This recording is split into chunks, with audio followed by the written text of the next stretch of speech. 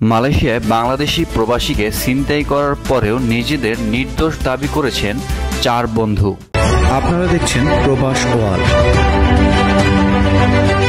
কুয়ালালামপুরে গত মাসে এক বাংলাদেশিকে ছিনতাই করার অভিযোগে 4 বন্ধুকে দায়রা আদালতে দোষী সাব্যস্ত করেছেন। এদের মধ্যে 2 জন নারী এম নান্থিনী এবং এস লাউনিয়া, 2 জন পুরুষ জে থানেশ, এম অ্যালাগ্রেন। এদের বিরুদ্ধে 12 মে রাত 9:30টায় ব্রিকফিল্ডে বাংলাদেশি প্রবাসী আবু সাইদের থেকে 400 রিঙ্গিত এবং একটি মোবাইল ফোন ছিনতাই করার অভিযোগ আনা হয়েছে। তাদের দণ্ডবিধির 395 ধারার অধীনে অভিযুক্ত করা হয়েছিল, যা সর্বোচ্চ 20 বছর পর্যন্ত কারাদণ্ড প্রদান করে এবং দোষী সাব্যস্ত হলে ব্যত্রাঘাতের জন্যও দায়বদ্ধ।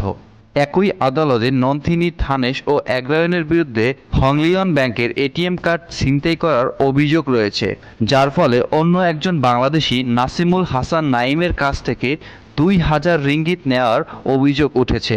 দণ্ডবিধির 395 ধারার অভিযোগ গঠন করা হয়েছে।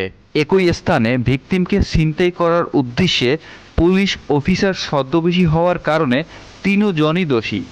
তাদের দণ্ডবিধির 170 ধারার অধীনে অভিযুক্ত করা হয়েছিল, যা দোষী প্রমাণিত হলে সর্বোচ্চ 2 বছরের কারাদণ্ড বা জরিমানা উভয় দণ্ড বহন করে।